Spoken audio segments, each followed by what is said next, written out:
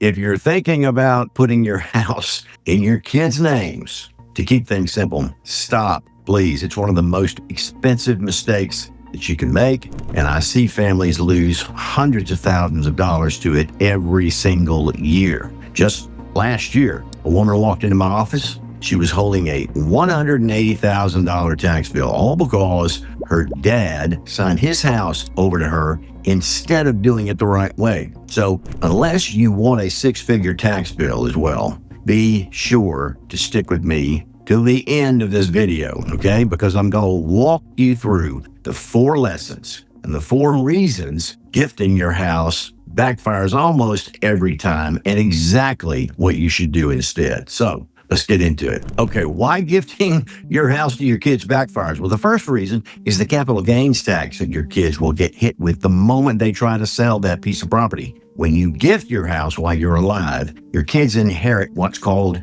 your cost basis, which is what you originally paid for that home back in 1992 or whenever. So if you bought your house 30 years ago for $80,000 and now it's worth $500,000, the minute your kids sell it, they're going to owe capital gains tax on that entire $420,000 difference, which can run them $60,000 to $100,000 in taxes that they never saw coming. But if your kids inherited that same house from you instead of receiving it as a gift, the cost basis resets to whatever the house is worth on the day that you die, which is called a step up in basis. And that just means that in that same example, if your kids inherited the house at $500,000 and they sold it for $500,000, their capital gains tax would then be 0, just based on whether you gifted it or they inherited it. And I've seen families save $80,000 or more in capital gains tax just by holding on to the house and letting their kids inherit it instead of gifting it to them during their lifetime. Same house, same family, completely different tax outcome, folks. Second reason is the 5-year Medicaid lookback. If you ever need long-term care, like a nursing home or in some states, assisted living, Medicaid is what most middle-class families end up relying on to pay for it, because nursing homes in this country cost, they can cost $7,000, $8,000 to $12,000 a month. But the catch is when you apply for Medicaid, they look back 5 years with a fine-tooth comb at every transfer of assets you made. And if you gave your house to your kids in that 5-year period of time, Medicaid treats it just like you still own it, and it disqualifies you from coverage for a penalty period. So what that means is you're going to have to pay back the value of that house until you'll be able to qualify for Medicaid benefits. That's called a penalty period, and once all that is paid in,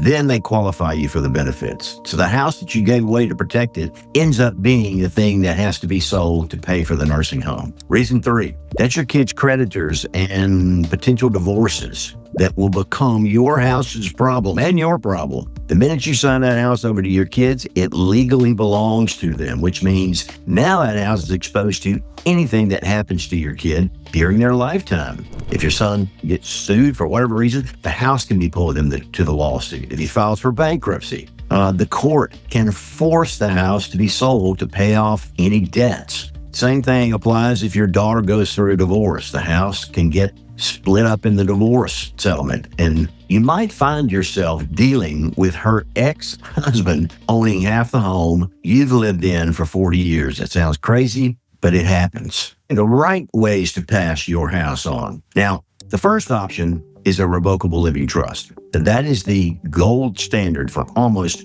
every family I work with. A revocable living trust is a legal structure that holds your assets while you're alive and tells the world exactly what happens to those assets when you die. You are still in complete control of everything while you're living. So you can sell the house if you want to, you can refinance it, change beneficiaries, or you can pull the house back out of the trust if that's what you desire to do. The trust does not change your day-to-day life one bit. You can think of a trust just sort of like a giant lockbox with your name on it. You put all your stuff in that lockbox, your house, your savings. You make that lockbox the beneficiary of your retirement accounts. You put all your important stuff inside, and you keep the only key while you're alive. but you also leave instructions taped to the lid that say exactly who gets what when something happens to you. So my point is, the moment you pass away, the trust solves every problem we talked about earlier. Automatically, your kids get that step up in basis. So when they sell the house, they own little or nothing in capital gains tax. The house skips probate court entirely. So your family does not have to wait for that 9 to 18 months to inherit that house. And if you create an irrevocable trust and you put your home in there, there's no Medicaid lookback issued if it's in there for 5 years or longer. There's no penalty period if you needed that care in your final years. And the best part of a revocable trust is while you're alive, the house is still in your name through the trust. So all your property tax exemptions, they're going to stay intact, homestead intact. Now, the second way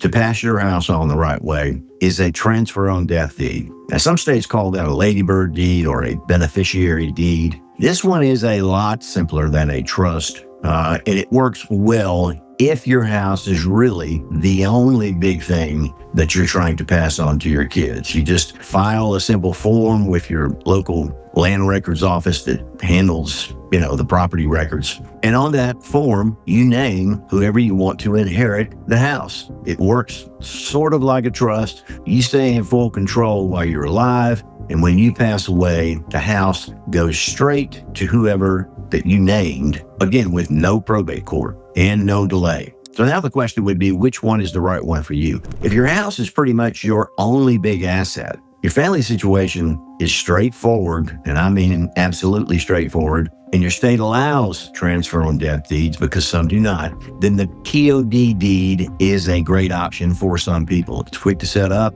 doesn't cost very much. But if you have multiple properties, retirement accounts, minor grandchildren that you want to provide for, or let's say you got a child with special needs, in those situations, the revocable living trust is going to be the better choice almost every single time because it lets you build in protections that a TOD just simply cannot, like keeping the house out of your kids' divorces and away from their creditors after you pass away. And right here, by the way, before I walk you through how to actually do all this yourself, if you'd rather be walked through the right way to protect your home and all your other assets, I'm running a free live workshop, and it has helped hundreds of families keep their loved ones out of probate court completely. And the link to register for the workshop is the first one in the description to this video. All right, so let's keep going. How to set this up the right way now. If you decided a trust is the right call, the first thing you need to do is find your current deed. This is the document that proves that you own the house. Probably got it at closing.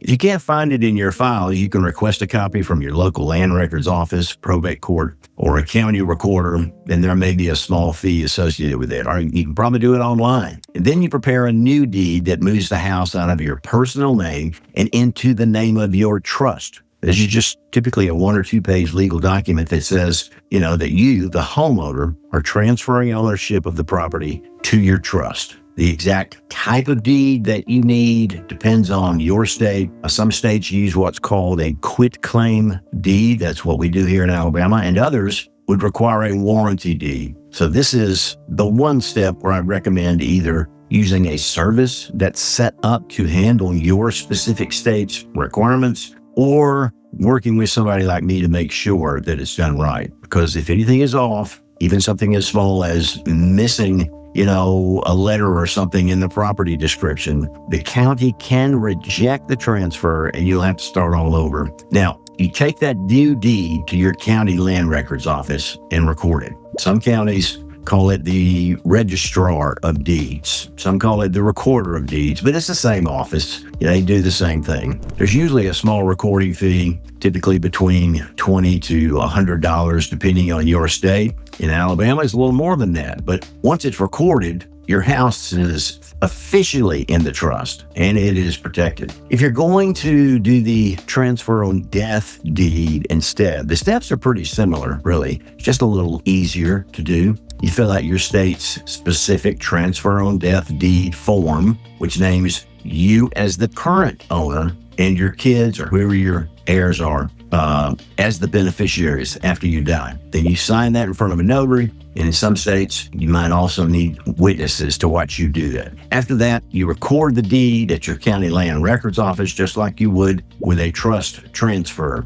deed, quitclaim deed, or a warranty deed. The whole process usually takes less than an hour. Usually costs under $100, but in some states it will cost more. Now, there is one last important thing I want to make sure that you know. Whether you go with a trust or a transfer on death deed, that just takes care of the house. You've still got a lot of other stuff in your estate that needs to be handled also. Things like your powers of attorney, the way your other assets are titled, the beneficiaries listed on your retirement accounts, your medical directives, all of that stuff needs to be set up correctly. And on some of those things, if you get them wrong, your family can still end up in probate court fighting over everything else that's in the estate. Even if the house transfer was perfect. I've seen families do everything right with the house, and they still lose months and tens of thousands of dollars because they missed one of those other documents that I just mentioned to you. So if you want to make sure that you keep your loved ones out of probate court,